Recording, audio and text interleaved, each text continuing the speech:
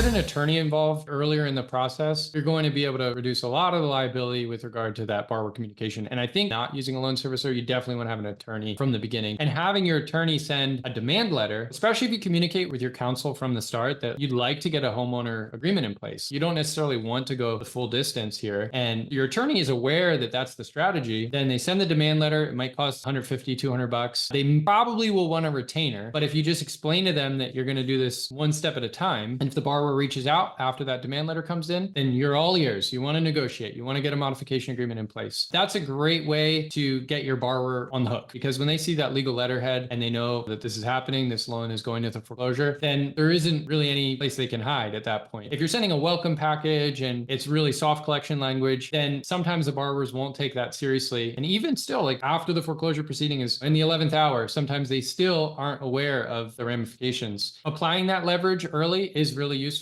and definitely gets you on the receiving end of inbound communication. But it's a little bit more difficult than if they get the letter and inbound contact to try to get a deal done. Then you're in a much better position to begin the negotiations. And just for the US mortgage resolution loans that we sell through the mastermind, those deals, the borrowers have had a couple of soft collection calls, probably at least one letter, but not a demand letter. So it really does make sense within about 30 to 60 days of acquiring a USMR loan to send the demand letter out, because that's really the next step in the process. We've already done the soft collection, the friendly courtesy calls, like let's get your loan back on track. And at the point where we're selling it, it's because the borrower didn't immediately respond to those letters. Occasionally though, we do get borrower calls right after the cutoff date where we've already sold the loan and then homeowners are finally responding to a letter we sent a month ago, and then we're able to hand those deals off. So sometimes you might have that low-hanging fruit within 30 days where you don't have to send the demand letter, but I think it's a good rule of thumb to have that process queued up so you know what attorney you're going to refer these files to when you acquire the loan, and then you're able to move those deals over to them as soon as possible. That's really useful and will limit some of that liability for sure.